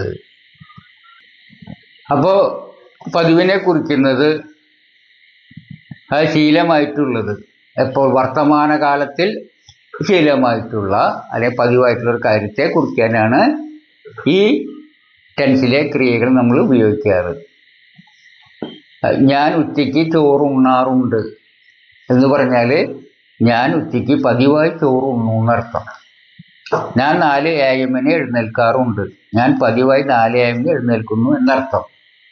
അപ്പോൾ എഴുന്നേൽക്കുന്നു, ഉണ്ണുന്നു എന്നുള്ളതൊക്കെ എന്ത് കാലമാണ്? സിമ്പിൾ പ്രസന്റ് ടെൻസ് ആണ് എന്നർത്ഥം. അതിന് തുല്യമാണ് ഉണ്ണാറുണ്ട് അല്ലെങ്കിൽ എഴുന്നേൽക്കാറുണ്ട് എന്ന് പറയുന്നത്. ഇനി ഇതുപോലെ നമുക്ക് മറ്റൊരിതും കൂടി ഉണ്ട് ഇതിന്. അതായത് യൂണിവേഴ്സൽ ട്രൂത്ത് അല്ലെങ്കിൽ ശാസ്ത്രീയ സത്യങ്ങൾ അല്ലെങ്കിൽ പ്രാപഞ്ചിക സത്യങ്ങൾ എന്നും സ്ഥിരമായി നിൽക്കുന്ന സത്യങ്ങൾ, പെർമനന്റ് ട്രൂത്ത്സ്, ഇതൊക്കെ പ്രതിപാദിക്കുന്നതിനും ഈ ടെൻസാണ് ഉപയോഗിക്കുന്നത്. അതിന് കാരണം നിങ്ങൾക്ക് തന്നെ അറിയാം. കാരണം എന്ന് വെച്ചാൽ ഫ്യൂച്ചറിൽ അത് പറയാൻ പറ്റില്ല. ഫ്യൂച്ചർ സങ്കല്പമാണ്, മനസ്സിൽ മാത്രമുള്ളതാണ്. അതുപോലെ ഭൂതകാലം എന്ന് പറഞ്ഞാൽ, പാസ്റ്റ് ടെൻസ് എന്ന് പറഞ്ഞു കഴിഞ്ഞാൽ അത് മെമ്മറിയിൽ മാത്രമുള്ളതാണ്, ഓർമ്മയിൽ മാത്രമുള്ളതാണ്, അത് നമ്മുടെ മനസ്സിൽ മാത്രമുള്ളതാണ്. അതുകൊണ്ട് യാഥാർത്ഥ്യത്തെ കുറിക്കുന്ന ഒരു കാലം എപ്പോഴും എന്തിലായിരിക്കണം? പ്രസന്റ് ടെൻസിൽ ആയിരിക്കണം. അതിനും സിമ്പിൾ പ്രസന്റ് ആണ് നമ്മൾ ഉപയോഗിക്കുക. അതിനെക്കുറിച്ച് നമുക്ക് വിശദമായിട്ട് നോക്കാം. നോക്കുക, ഇത് പ്രാപഞ്ചിക സത്യങ്ങൾ അല്ലെങ്കിൽ ശാസ്ത്രീയ സത്യങ്ങൾ, വസ്തുതകൾ വിവരിക്കാൻ ഈ ടെൻസാണ് ഉപയോഗിക്കുക എന്ന് പറഞ്ഞു. അത് യാഥാർത്ഥ്യമായിട്ടുള്ളതാണ് അല്ലേ? ഭൂമി സൂര്യൻ ചുറ്റും വട്ടം ചുറ്റുന്നു, 2 ഭൂമി കറങ്ങുന്നു ഒക്കെ സത്യമാണല്ലോ, ശാസ്ത്രീയ സത്യമാണല്ലോ, നമുക്കറിയാം അല്ലേ? ഒരു കാന്ത ഇരുമ്പിനെ ആകർഷിക്കുന്നു, നമുക്കറിയാം. അത് നമ്മളൊക്കെ സ്കൂളിൽ പഠിച്ചിട്ടുണ്ട്, നമ്മൾ പരീക്ഷണങ്ങൾ കണ്ടിട്ടുണ്ട്. അങ്ങനെ നമുക്ക് ഉറപ്പാണ് അതൊരു ശാസ്ത്രീയ സത്യമാണെന്ന്. വെള്ളം 100 ഡിഗ്രി സെൻറ്റിഗ്രേഡിൽ തിളയ്ക്കുന്നു. അത് സ്കൂളിലൊക്കെ പഠിക്കുമ്പോൾ നമ്മൾ ടീച്ചർമാർ നമുക്ക് തെർമോമീറ്റർ ഒക്കെ വെച്ച് കാണിച്ചു തന്നിട്ടുണ്ട് അല്ലേ? ഒരു ശാസ്ത്രീയ സത്യമാണ്. അത് ഇപ്പോഴും ശരിയാണത് അല്ലേ? പെർമനന്റ് സത്യമാണത്, എപ്പോഴും ശരിയാണ്. അതുകൊണ്ട് അതും ഈ ടെൻസിനാണ് ഉപയോഗിക്കുക. അതിൽ വട്ടം ചുറ്റുന്നു, കറങ്ങുന്നു, ആകർഷിക്കുന്നു, തിളയ്ക്കുന്നു, ഇവയെല്ലാം എന്താണ്? സിമ്പിൾ പ്രസന്റ് ടെൻസിന് അഥവാ സാമാന്യ വർത്തമാനകാലത്തിന് മറ്റുദാഹരണമാണ്. അപ്പം നമ്മൾ നേരത്തെ പഠിച്ചു ഈ ഹാബിച്വൽ ആക്ഷൻ, ഇത് പെർമനന്റ് ട്രൂത്ത്സ് അല്ലെങ്കിൽ സയന്റിഫിക് ഫാക്ട്സ് ഒക്കെ ഇതിലാണ് രേഖപ്പെടുത്തുക. മനസ്സിലായല്ലോ? നമുക്ക് ഇത് അത് കൂടാതെ വേറൊന്നും കൂടി നമുക്ക് പഠിക്കാനുണ്ട്. നമുക്കത് നോക്കാം. മൂന്നാമതായിട്ടുള്ള തരം ഇതാണ്. അത് മെയിനായിട്ടുള്ള ഇതാണ് പറയുന്നത് കേട്ടോ. സാമാന്യമായിട്ടുള്ളതും വലിയ പ്രസൻറ്റിലുള്ളതുമായ പ്രവൃത്തികളെ സൂചിപ്പിക്കാനാണ് നമ്മൾ ഈ ടെൻസിൽപ്പെട്ട ക്രിയകൾ ഉപയോഗിക്കുന്നത്. അതിന് 2 ഉദാഹരണമാണ്. ഇംഗ്ലീഷുകാർ ഇംഗ്ലീഷ് സംസാരിക്കുന്നു, ക്രിസ്ത്യാനികൾ പള്ളിയിൽ പോകുന്നു, അമിഷുകൾ ലളിതവിധം നയിക്കുന്നു. ഇങ്ങനെ 3 വാചകത്തിൽ സംസാരിക്കുന്നു, പോകുന്നു, നയിക്കുന്നു എന്നുള്ളതൊക്കെ എന്തിനുള്ളതാണത്? സാമാന്യമായിട്ടുള്ളതാണ്, വലിയ പ്രസൻറ്റിലുള്ളതാണ്. അപ്പോൾ നേരത്തെ പറഞ്ഞ പോലെ തന്നെ എന്ത് വലിയ പ്രസന്റ്, എന്താണ് സാമാന്യമായിട്ടുള്ളത്, ഈ രണ്ടാശയങ്ങൾ കൃത്യമായാൽ നമുക്കിത് പിടികിട്ടും. അപ്പോൾ സാമാന്യമായിട്ടുള്ള എന്നുള്ള ഒരു കാര്യം നമുക്ക് മനസ്സിലാക്കണം. അതുപോലെ വലിയ പ്രസന്റ് എന്താണെന്ന് മനസ്സിലാക്കണം. ചെറിയ പ്രസന്റ് ഉണ്ട്, വലിയ പ്രസന്റ് ഉണ്ട്. അപ്പോൾ അത് നമുക്കൊന്ന് മനസ്സിലാക്കാം. എന്താണ് വലിയ പ്രസന്റ്? ദൈർഘ്യമുള്ള വർത്തമാനകാലത്തെയാണ് വലിയ പ്രസന്റ് ഉണ്ട്. ദൈർഘ്യം കുറഞ്ഞ വർത്തമാനകാലത്തെയാണ് നമ്മൾ പറയുന്നത് ചെറിയ പ്രസന്റ് എന്ന് പറയുന്നത്. അപ്പോൾ വലിയ പ്രസന്റിൽ സത്യമായിട്ടുള്ളതും സാമാന്യമായിട്ടുള്ളതിനെ കുറിക്കാനാണ് ഈ ടെൻസ് ഉപയോഗിക്കുന്നത്. അപ്പോൾ നമുക്കതിൽ സാമാന്യം എന്നുള്ള വാക്കിൻ്റെ അർത്ഥം ഒന്ന് ജസ്റ്റ് ഒന്ന് കൂടുതൽ അറിയാൻ നോക്കാം. അതുപോലെ തന്നെ വലിയ പ്രസന്റ് എന്താണെന്നും ഒന്ന് വ്യക്തമാക്കുന്നതിന് ഞാനൊരു ശ്രമം നടത്താം. കാരണം അതറിഞ്ഞാൽ ഇതിൻ്റെ ഒരു ക്ലിയർ ആയിട്ടൊരു പിക്ചർ ധാരണ കിട്ടുള്ളൂ. നേരത്തെ പറഞ്ഞു ഞാൻ നിറത്തിൻ്റെ കാര്യം പറഞ്ഞപ്പോൾ ഇതും പറഞ്ഞ് മനസ്സിലാക്കാൻ അല്പം ബുദ്ധിമുട്ടുള്ളതാണ്. അതുകൊണ്ട് ഞാനൊരു കാര്യം ചെയ്യാം, കുറച്ച് ഉദാഹരണങ്ങൾ വഴി നിങ്ങൾക്ക് പറഞ്ഞുതരാം. അതിന് മനസ്സിലാക്കിയെടുക്കാൻ നിവൃത്തിയുള്ളൂ. അതിനൊന്ന് ഞാൻ ശ്രമിക്കാം. ആദ്യം നമുക്ക് സാമാന്യമായിട്ടുള്ളതിൻ്റെ അർത്ഥം എന്താണെന്ന് പരിശോധിക്കാം. ഈ സാമാന്യമായിട്ടുള്ളതെന്ന് വെച്ചാൽ നമ്മൾ ഒറ്റപ്പെട്ടതല്ലാത്തത്, അല്ല വേറിട്ടതല്ലാത്തത്, അസാമാന്യമായിട്ടല്ലാത്തത്, വിചിത്രമല്ലായിട്ടല്ലാത്തത്, അതൊക്കെയാണ് നമ്മൾ പറയാ. ഇതൊന്നല്ല, ഒരു അസാമാന്യമായിട്ടുള്ള കാര്യമില്ല, അല്ലെങ്കിൽ ഒറ്റപ്പെട്ട കാര്യമില്ല, അല്ലെങ്കിൽ വിചിത്രമായിട്ടുള്ള വേറിട്ട തരത്തിലുള്ള ഒന്നല്ല. ഉദാഹരണം പറയുകയാണെങ്കിൽ ഒറ്റപ്പെട്ടാന്ന് പറയുമ്പോൾ ഒരു കൊല്ലത്തിൽ പ്രാവശ്യം കുടിക്കുന്നത് കുടിയെ അയാളെ മദ്യപാനം വിളിക്കില്ല നേരത്തെ പറഞ്ഞു ഇല്ലേ, അതൊരു ഒറ്റപ്പെട്ടതാണെന്ന് പറയും നമ്മൾ. അതുപോലെ തന്നെ മൃഗശാല നമുക്ക് ആർക്കെങ്കിലും പറയാൻ പറ്റുമോ? സിംഹം മൃഗശാലയിൽ വസിക്കുന്നു എന്ന് പറയാൻ പറ്റുമോ? ഇല്ല. കാരണം അത് ഒറ്റപ്പെട്ട സംഭവമാണ്, അത് വേറിട്ട സംഭവമാണ്. അത് സ്ഥിരമായിട്ടുള്ള ഭൂരിപക്ഷം ചെയ്യുന്നതല്ല, ആ ഭൂരിപക്ഷം ചെയ്യാവുന്നതല്ല ഒന്നുകൊണ്ട്. പിന്നെ വേറിട്ടതല്ല, അസാമാന്യമായിട്ടുള്ളതല്ല. അതാണ് നമ്മളെന്ത് പറയുന്നത് ഇതെന്ന് പറയുന്നത്. അപ്പോൾ നമ്മളിപ്പോൾ അസാമാന്യം അല്ലെങ്കിൽ സാമാന്യമല്ലാത്തത് വേറിട്ടത് അല്ലെങ്കിൽ അസാമാന്യമായിട്ടത് മനസ്സിലായി എളുപ്പമുണ്ട്. ചിലപ്പോൾ നമുക്ക് അത് ഹാസ്യം വരും. ഉദാഹരണം പറയുകയാണെങ്കിൽ ഒരിക്കലും സിനിമയിൽ സലീൽ കുമാറിനോട് ഒരാൾ ചോദിക്കുന്നുണ്ട് കുറച്ച് ചോദ്യങ്ങൾ. കാരണം സലീൽ കുമാറിൻ്റെ ഹിന്ദിയിലെ പാണ്ഡിത്യരെയാണ് ചോദിക്കുന്നത്. അപ്പോൾ അയാൾ ചോദിക്കും മേ വയ്ക്കുമ്പോൾ ഏത് വയ്ക്കും? അപ്പോൾ സലീൽ കുമാർ ഉടനെ പറയും ഹും വയ്ക്കും. അപ്പോൾ തും വയ്ക്കുമ്പോൾ ഏത് വയ്ക്കും? ഹോ വയ്ക്കും. ആപ്പ് വയ്ക്കുമ്പോൾ ഏത് വയ്ക്കും? സനൽകുമാർ പറയും തിരിച്ചു വയ്ക്കും എന്ന് പറയും. അപ്പോൾ അതിൻ്റെ എല്ലാവരും ചിരിക്കുക. എന്താ കാരണം?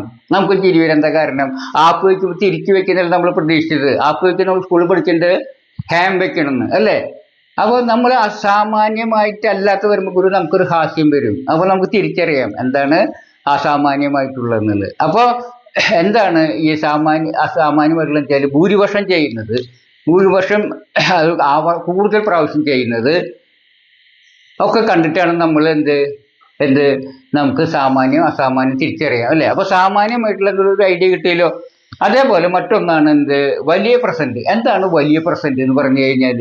വലിയ പ്രസന്റ് എന്ന് പറഞ്ഞു കഴിഞ്ഞാൽ കൂടുതൽ ദൈർഘ്യമുള്ളതിന് പറയുന്നത് നമ്മൾ വലിയ പ്രസന്റ് എന്ന് പറഞ്ഞത്. അപ്പോൾ വലിയ പ്രസന്റും ചെറിയ പ്രസന്റ് എന്ന് പറഞ്ഞ വ്യത്യാസമാണ്. ചെറിയ പ്രസന്റ് നമുക്കിപ്പോൾ കാണാം, വലിയ പ്രസന്റ് നമുക്ക് കാണാൻ പറ്റില്ല. അതിന് ഉദാഹരണം പറയുകയാണെങ്കിൽ അത് എങ്ങനെയാണ് വലിയ പ്രസന്റ് തിരിച്ചറിയാന്ന് പറഞ്ഞു കഴിഞ്ഞാൽ ഞാനൊരു അനുഭവം പറയാം. അപ്പോൾ നിങ്ങൾക്ക് ഒന്നുകൂടി മനസ്സിലാവും. ഞാൻ ഒരിക്കൽ റിട്ടയർമെൻറ്റ് കഴിഞ്ഞു. ഞാൻ തൃശ്ശൂർ ഒരു ബസ് സ്റ്റോപ്പിൽ ബസ് കാത്തുക്കാണ് വീട്ടിലേക്ക് വരാനായിട്ട്. ആ സമയത്താണ് എന്തായതെന്ന് വെച്ചാൽ എൻ്റെ ഒരു പഴയ വിദ്യാർത്ഥി എന്നെ കാണുകയും കുശലാന്വേഷണത്തിന് എൻ്റെ അടുത്ത് എത്തുകയും ചെയ്തു. അപ്പോൾ കണ്ടപ്പോൾ മാഷ എന്ത് പറയുന്ന വിശേഷമൊക്കെ റിട്ടയർ ആയില്ലേ എന്ന് ഞാൻ പറഞ്ഞു. ഇപ്പോൾ എന്ത് ചെയ്യുന്നു എന്ന് ചോദിച്ചു. അപ്പോൾ ഞാൻ തമാശ ഇങ്ങനെ പറഞ്ഞു ബസ് കാത്തിക്കുന്നു എന്ന് പറഞ്ഞു. ആ പെട്ടെന്ന് ആൾക്ക് ഇഷ്ടമായില്ലേ. ആളെന്നോട് ചോദിച്ചപ്പോൾ മാഷം തന്നെ കളിയാക്കണ്, ഇവിടെ നിന്ന് എനിക്കറിയാം പ്ലെയിൻ കിട്ടില്ല എന്ന്, ബസ്സേ കിട്ടുള്ളൂ എന്നറിയാം, മാഷം എങ്ങനെ പറഞ്ഞ് എന്നെ കളിയാക്കണമെന്ന് പറഞ്ഞു. അതൊക്കെ മനസ്സിലാക്കാനുള്ള ബുദ്ധി എന്നൊക്കെ പറഞ്ഞപ്പോൾ ഞാൻ പറഞ്ഞു സോറി, ഞാൻ ഉദ്ദേശിച്ചത് ഞാൻ പറഞ്ഞത് വെറുതെ പറഞ്ഞാണ്. ഞാനിപ്പോൾ കുട്ടികൾക്ക് ട്യൂഷൻ കൊടുക്കുന്നു എന്ന് പറഞ്ഞു. അങ്ങനെ പറഞ്ഞപ്പോൾ ശരി. അങ്ങനെ ഞങ്ങൾ പിരിഞ്ഞു. അപ്പോൾ ഇതിലെന്താണ് എൻ്റെ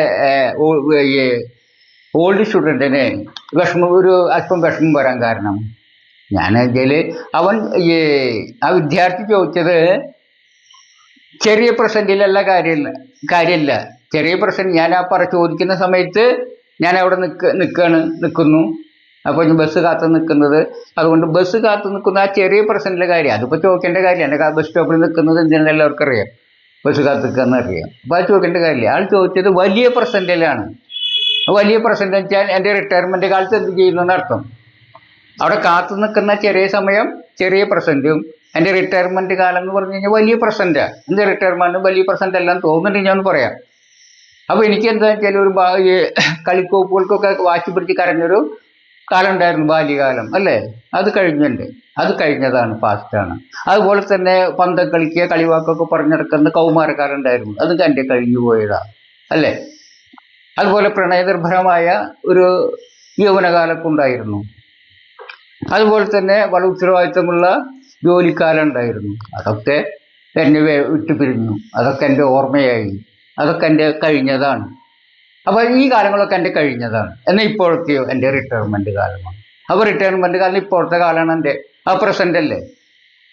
അപ്പോൾ റിട്ടയർമെൻറ്റ് കാലത്തിൽ ഒരു ദിവസമല്ല കുറേ ദിവസങ്ങളുണ്ട് ഇല്ലേ, എനിക്കൊരു സംശയമുണ്ട്. അപ്പോൾ കുറേ ദിവസങ്ങൾ ചേർന്നതും ഒരു വലിയ പ്രസൻ്റ് ആവും. ഉദാഹരണം പറയാന്ന് വെച്ചാൽ ഇന്ന് എന്ന് പറഞ്ഞാൽ എന്താ, ഒരു ദിവസമാണ് അല്ലേ, അത് പ്രസൻ്റാണ്. ഇന്നലെ എന്ന് പറഞ്ഞാൽ കഴിഞ്ഞതാണ്, അത് പാസ്റ്റാണ്. നാളെ എന്ന് പറഞ്ഞാലോ അത് ഫ്യൂച്ചറാണ്. അപ്പോൾ ഓരോ ദിവസമാണ്. പക്ഷേ ഈ മാസം എന്ന് പറയുമ്പോൾ അത് ഈ മാസമാണ്, പ്രസൻ്റാണ്. കഴിഞ്ഞ മാസം എന്ന് പറയുമ്പോൾ അത് കഴിഞ്ഞു പോയതാണ്, അത് ഭൂതമാണ്. അടുത്ത മാസം എന്ന് പറയുന്നത് വരാൻ പോകണം. അപ്പോൾ ഒരു മാസം തന്നെ വേണമെങ്കിൽ പ്രസൻ്റായി വരും. 30 ദിവസമുണ്ട് ഒരു മാസത്തിൽ അല്ലേ. അപ്പോൾ ഒരു മാസം എന്ന് പറയുന്നത് എന്താണ്, ഒരു വലിയ പ്രസൻ്റാണ്. വേണമെങ്കിൽ ഒരു വർഷത്തെ തന്നെ നമുക്ക് പ്രസൻറ്റ് ആക്കാം. ഈ വർഷം എന്ന് പറയുമ്പോൾ എന്താ, 360 ദിവസമുള്ളതാണ് ഈ പ്രസൻറ്റ്. കഴിഞ്ഞ വർഷം എന്ന് പറയുന്നത് അത് തീർന്നത്, അത് ഭൂതമാണ്. അടുത്ത വർഷം എന്ന് പറയുന്നത് അത് വരാൻ പോകുന്നതാണ്. അപ്പോൾ ഈ വർഷം എന്ന് പറയുന്നത് 365 ദിവസമുള്ള ഒരു പ്രസൻ്റാണ് ഈ വർഷം എന്ന് പറയുന്നത്. അപ്പോൾ അപ്പോൾ അതുപോലെ എൻ്റെ റിട്ടയർമെൻറ്റ് കാലം എന്ന് പറഞ്ഞാൽ കുറേ ദിവസങ്ങളുള്ള സമയമാണ്, എങ്കിലും അത് പ്രസൻ്റാണ്. നിങ്ങൾക്ക് മനസ്സിലായല്ലോ. അപ്പോൾ ഈ വലിയ പ്രസൻ്റ് ഉണ്ട്, ചെറിയ പ്രസൻ്റ് ഉണ്ട്. അപ്പോൾ എന്താ തമ്മിൽ വ്യത്യാസം എന്ന് വെച്ചാൽ, എന്താ വ്യത്യാസം? ചെറിയ പ്രസൻറ്റിലെ കാര്യങ്ങൾ നിങ്ങൾക്ക് നിങ്ങൾക്ക് കാണുക അല്ലെങ്കിൽ അനുഭവിക്കുകയൊക്കെ ചെയ്യാൻ പറ്റും. അത് വലിയ പ്രസൻറ്റ് നിങ്ങൾക്ക് മുഴുവൻ കാണാൻ പറ്റിയെന്ന് വരില്ല. ചെറിയ പ്രസൻറ്റ് നമുക്ക് ദർശിക്കാൻ കഴിയൂ. ഉദാഹരണം പറയാം. ഇപ്പം എൻ്റെ കയ്യിലിപ്പോൾ എന്താ ഒരു ആപ്പിൾ ഉണ്ട് അല്ലേ, ഞാനിപ്പോൾ അതിങ്ങനെ കടിച്ച് തിന്നാൻ വിചാരിക്കുക, നിങ്ങൾക്ക് കാണാതെ. ഈ ചെറിയ പ്രസൻറ്റ് നിങ്ങളോട് ഈ പറയുന്ന സമയത്ത് ഞാൻ കടിച്ചുകൊണ്ട് തിന്നുകയാണെങ്കിൽ നിങ്ങൾക്ക് ഇത് കണ്ടുകൊണ്ടിരിക്കുക അല്ലേ, ചെറിയ പ്രസൻറ്റിൽ കാണാം. ആ സമയത്ത് ഞാൻ എന്നും വൈകുന്നേരം ഇപ്പോൾ ഫ്രൂട്ട്സ് കഴിക്കുന്നു എന്ന് പറഞ്ഞിരിക്കുക, അത് ഈ റിട്ടയർമെൻറ്റ് കാലത്തെ ഒരു സംഗതിയാണ്. അത് ഈ പ്രസൻറ്റിലുള്ളതാണ്, ഞാനത് സാമാന്യമായിട്ട് ചെയ്യുന്നതാണ്. അങ്ങനെയാണെങ്കിൽ കഴിക്കുന്നു എന്നുള്ളത് പ്രസൻറ്റിലുള്ളതാണ്, ഈ ടെൻസിലുള്ളതാണ്. അത് വലിയ പ്രസൻറ്റിലുള്ളതാണ്, ഈ പറയുന്ന സമയത്തുള്ളതല്ല. അതുകൊണ്ട് നമ്മൾ വലിയ പ്രസൻറ്റിലുള്ളത് കാണാൻ പറ്റുമോ? ഞാൻ ഇന്നും വൈകുന്നേരം ഫ്രൂട്ട്സ് കഴിക്കുന്ന നിങ്ങളെ കാണിച്ചു തരാൻ പറ്റുമോ? കാരണം എന്താ, ഈ പറയുന്ന സമയത്തില്ല, എന്നാൽ പ്രസൻറ്റ് ഉണ്ടുതാനും സാമാന്യമായിട്ടുള്ളതാണ്. അപ്പോൾ വലിയ പ്രസൻറ്റിലെ കാര്യങ്ങളും അത് സാമാന്യമായിട്ടുള്ളതാണെങ്കിൽ ഈ ടെൻസിൽ പ്രയോഗിക്കുന്നു. ഈ ചെറിയ പ്രസൻറ്റിലുള്ളതിനെ കുറിച്ച് വേറൊരു ടെൻസാണ് ഉപയോഗിക്കുക. നമുക്കത് ഇന്നത്തെ ക്ലാസ്സിൽ പഠിക്കുക. അപ്പോൾ ഈ ടെൻസുകളാണ് ഇപ്പം നമ്മൾ പഠിച്ചത്. ഇപ്പോൾ ഒരു ചെറിയ ഐഡിയ കിട്ടും വിചാരിക്കുന്നു. ചെറിയ ഐഡിയ കിട്ടിയില്ലെങ്കിൽ സാരമില്ല. ഈ വാക്കുകൾ മലയാളത്തിൽ ഈ വാക്കുകൾ നമുക്ക് ഈ ക്രിയാരൂപത്തിൻ്റെ ആ പ്രകൃതം മനസ്സിലാക്കിയാൽ മതി. അതിൽ നിന്ന് തന്നെ നമുക്ക് ഈ ടെൻസിലെ വാക്കുകൾ അല്ലെങ്കിൽ ഈ ക്രിയാരൂപം എഴുതാൻ പഠിക്കാം. അതെങ്ങനെയാണെന്ന് നിങ്ങൾക്ക് കാണിച്ചു തരാം. ഈ കാലത്ത് മനസ്സിലാക്കുക എളുപ്പമുള്ളത് ഉണ്ണുന്നു, സംസാരിക്കുന്നു, പോകുന്നു, നയിക്കുന്നു എന്നൊക്കെയല്ലേ. അപ്പോൾ നമുക്ക് ഉണ്ണുന്നു, അതുപോലെ വരുന്നു, ചെയ്യുന്നു, എഴുന്നേൽക്കുന്നു, അതൊക്കെ എന്തെല്ലാം അധ്വാനിക്കുന്നത്. അത് നമ്മൾ പരിശോധിക്കാൻ ഒരു കാര്യം കാണണം. സംസാരിക്കുക എന്നുള്ള വെർബ് റൂട്ട് എന്തായി മാറുന്നു?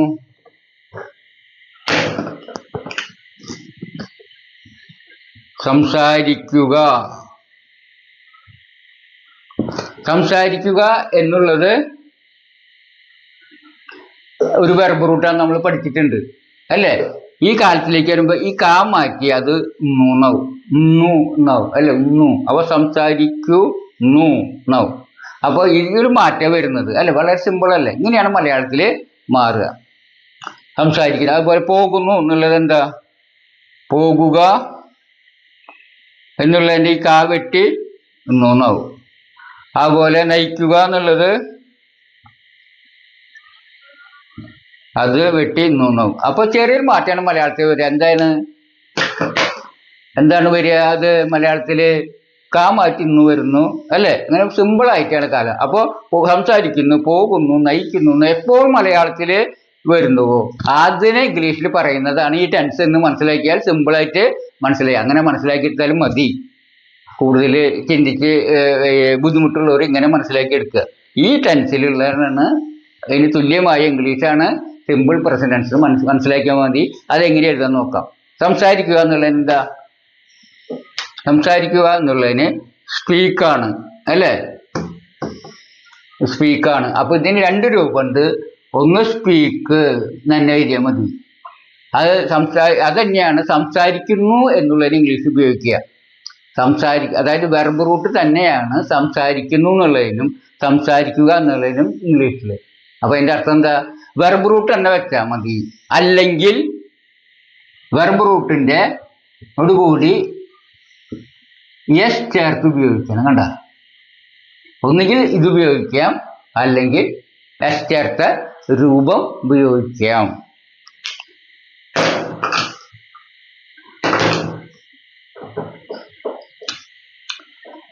അല്ലെങ്കിൽ ഗോ എന്നുള്ളത്, ഇത് ഗോ എന്നാണ്. ഇതിന്റെ പറയാ ഒന്നുകിൽ ഗോ ഉപയോഗിക്കാം, അല്ലെങ്കിൽ ഗോസ് എന്ന് ഉപയോഗിക്കാം. ഇതിന് ലീഡാണ്, LEAD, ലീഡ്. അവിടെ ലീഡ് തന്നെ ഉപയോഗിക്കാം, അല്ലെങ്കിൽ LEADS ഉപയോഗിക്കാം. അങ്ങനെ ഉപയോഗിക്കാം. ഇവിടെ കണ്ട എസ് ചേർത്തു, അല്ലെങ്കിൽ ഇവിടെ ES ചേർത്തു, ഇവിടെ എസ് ചേർത്തു. അപ്പൊ ചില സ്ഥലങ്ങളിൽ നമ്മൾ ES ചേർക്കേണ്ടി വരും. നമ്മൾ ഇതില്ലേ സിംഗുലർ പ്ലൂറലാക്കുമ്പോൾ ചിലയിടത്ത് എസ് ചേർക്കും, ചിലയിടത്ത് ES ചേർക്കും, ചിലയോട് IS ചേർക്കും. അതെങ്ങനെയാണ് നമ്മൾ ചേർക്കുക, അതേ പ്രിൻസിപ്പിളാണ് അല്ലെ. ഈ ഓയിലൊക്കെ അവസാനിക്കും ES ചേർക്കുക. അതുപോലെ ഐയിൽ അവസാനിക്കുന്നത് ഫ്ലൈസ്, ട്രൈസ്, അങ്ങനെ IS വയ്ക്കുക. വൈയിൽ അവസാനിക്കുന്നത് നമ്മൾ ISലാക്കും. അങ്ങനത്തെ ചില കണ്ടീഷൻ, അതേ കണ്ടീഷൻസ് തന്നെ ഓർത്തിരുന്നാൽ മതി. അതായത് അങ്ങനെയാണ് എസ് ചേർക്കുക. അപ്പോൾ എന്താണെന്ന് മനസ്സിലാക്കി, വെർബ് റൂട്ട് തന്നെ ഉപയോഗിക്കാം. സ്പീക്ക് ഇതല്ലേ വെർബ്, സ്പീക്കിന്റെ വെർബ് റൂട്ട് സ്പീക്ക് തന്നെ, ഗോഡ തന്നെ, ലീഡിന്റെ ലീഡ്, അല്ലെങ്കിൽ എസ് ചേർത്ത് ഉപയോഗിക്കാം.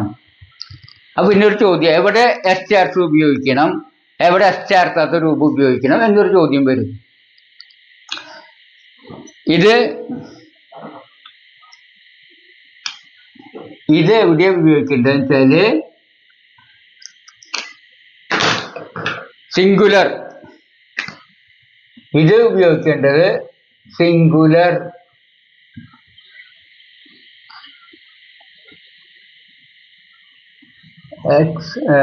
Except IU. അത് IU ഒഴിച്ചുള്ളിടത്തൊക്കെ ഏത് വയ്ക്കുക, ഇത് വയ്ക്കുക. ഐ സബ്ജക്റ്റ് ആയിട്ട് വരുന്ന അർത്ഥമല്ലേ. ഐ ഗോ എന്ന് ഐ ഗോസ് എന്ന് പറയില്ല, അല്ലെങ്കിൽ ഐ സ്പീക്സ് എന്ന് പറയില്ല, ഐ സ്പീക്ക് എന്ന് പറയില്ല. യു സ്പീക്ക് എന്ന് പറയും, സ്പീക്സ് പറയില്ല. ഐയും യുവും അതുപോലെ സിംഗുലറും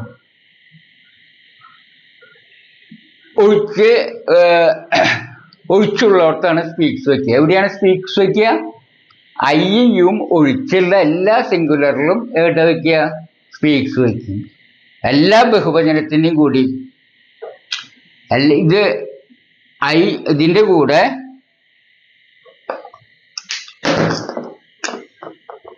I plus U plus all plural, അത് സ്പീക്കും വയ്ക്കും.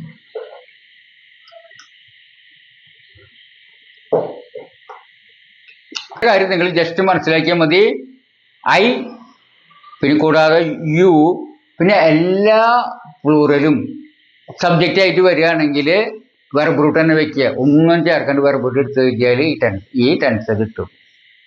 ഇനി ഐയും ഒഴിച്ച് ഏത് സിംഗുലറും വരികയാണെങ്കിൽ നമ്മൾ എന്ത് വയ്ക്കുക, എസ് ചേർത്ത രൂപം ഉപയോഗിക്കുക. ഇത്രയും പഠിക്കാൻ മതി. ഇനി കുറേ ഉദാഹരണങ്ങൾ ഞാൻ നിങ്ങൾക്ക് ചെയ്ത് പഠിക്കാനായിട്ട് തരാം. അപ്പോൾ അത് നിങ്ങൾ നോക്കുക. അതുപോലെ തന്നെ കുറേ അഭ്യാസങ്ങൾ ചെയ്തും പഠിക്കുക. അപ്പം നിങ്ങൾക്ക് ഇത് കിട്ടും. അത് നിങ്ങൾ ഇതിൻ്റെ അവസാനത്തിൽ നമ്മൾ കൊടുത്തിട്ടുണ്ട്. നിങ്ങളത് പോസ് ചെയ്തിട്ട് അത് സ്ക്രീൻഷോട്ട് എടുക്കുകയൊക്കെ ചെയ്തിട്ട് അത് നിങ്ങൾ സാവകാശം എല്ലാം ഫില്ലപ്പ് ചെയ്ത് പഠിക്കുക. അപ്പോൾ നിങ്ങൾക്ക് നന്നായിട്ട് മനസ്സിലാവും. നമുക്കിനി മറ്റ് ടെൻസുകളെ കുറിച്ച് നമുക്ക് അടുത്ത ക്ലാസ്സിൽ പഠിക്കാം. അതുവരേക്കും ഇവിടെ നന്ദി, നമസ്കാരം, ബൈ.